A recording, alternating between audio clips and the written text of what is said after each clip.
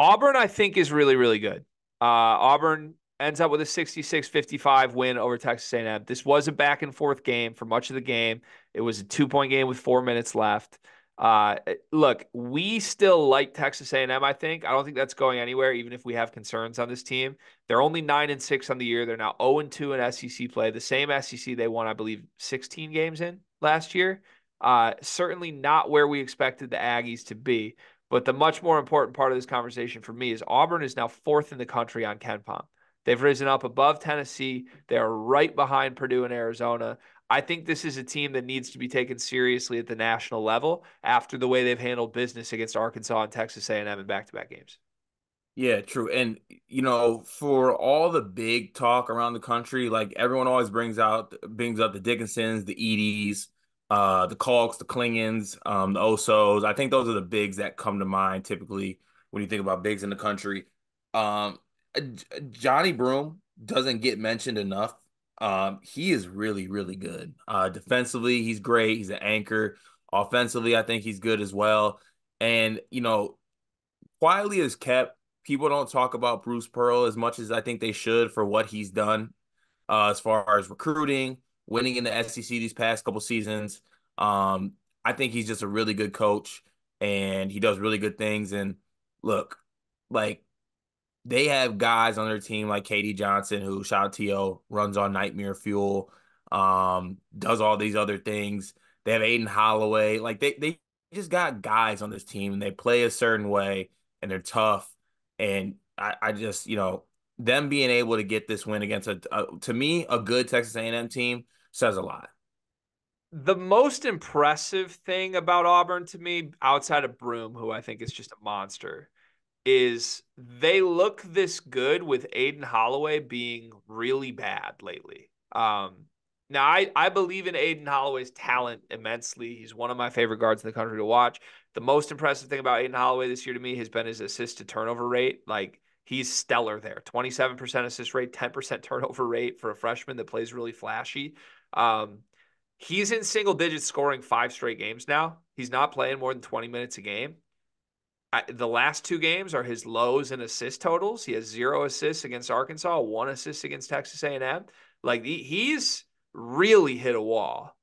And Auburn has not skipped a beat. Like that's if you would have told me at the beginning of the season this is what Aiden Holloway is going to look like in early January, I would have been like, oh, sell my stock. This team, no, I don't see it. Instead, like other guys have stepped up. Baker Mazzara has been really good. He only had 2 points in this game, but he had 16 a couple games in a row before this. Tonight it was Jalen Williams. Katie Johnson can still come in and give you 14 off the bench. Like they have enough dudes where every night it can be a different guy that beats you. And in the end, they got Bruce Pearl coaching. Like he goes under the radar of guys that I think deserve belief no matter who's on his roster. Yeah, 100%. And I think that's the scariest part because we've seen what Aiden Holloway looks like when he gets it going.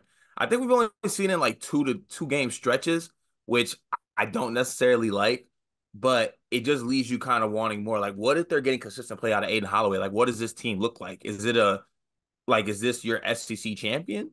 Like, is that fair to say? I mean, I'm still picking Kentucky, I think, but you know, where do you think Auburn ranks in like the SEC hierarchy right now?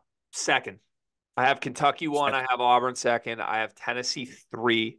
And Tennessee might come back to 2 if Dalton Knecht gets everything figured out again. He's been bad lately too. He has been. He hasn't been able to connect SEC play to non-conference play. I see what you did there. Why is Texas A&M struggling so much? I can't put my finger on it. So I'm gonna say coaching. That's typically where it falls to me. Like if I can't put my finger on it and I think you got guys, I point to the coach. Wade Taylor was bad tonight too. He was 0 for 8 from 3, 2 for 16 overall. Like if he goes 8 for 16, I think Texas A&M wins the game pretty comfortably. What did he shoot for 16? 2 for 16 from the floor. Jesus, Wade. He is now 4 for his last 27 from 3 in their last 3 games. See, that's the one thing for all the box score watchers out there. Because I watched this game and I thought he played bad. I didn't think it was 2 for 16 bad. All right, he has games this season. I'm looking through his logs now. He has games this season of 0 for 7, 0 for 6, 0 for 9, and 0 for 8 from 3-point range. That's crazy. Yeah, I don't know what you do with that. You can't win with that. I tell you that. You're not supposed to like sell low on a team, although I sold low with Michigan because I know it's imminent they're going to fall apart. Are you selling or buying Texas A&M stock where they currently are right now? Because we both owned it at the beginning of the year. So are you Yeah, dumping or are you doubling down and buying more? I'll buy a little bit more at the dip because if Wade Taylor somehow turns it around, then I think that they could get it done. Okay. I'm with you there. I think that if Texas A&M makes the tournament, some team's gonna get royally effed over because they're gonna be a very high seed and like they're gonna get Wade Taylor masterclass and just like Texas A&M's gonna get matched up with Illinois or something like that in the first round, and then they're gonna get Wade Taylored. I think Texas A&M is really far from the tournament for what it's worth right now. Like they have a lot of work to do. They host They do. Kentucky. They host Kentucky at home this Saturday, which is like suddenly a must-win game. Otherwise, you fall to 9-7. Uh, Wolves, huh?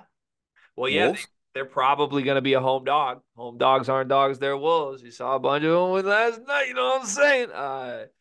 That what they need more than anything is to get through this Kentucky game. They need the stretch where they go Arkansas, LSU, Missouri, Mississippi, Florida, Missouri. That's the stretch they need. That's a 6-game stretch that I think Texas A&M can win all 6 games of, no matter where they're played. Are you Joey Chestnutting a little bit? Is that what's going on right there? I saw a little bounce.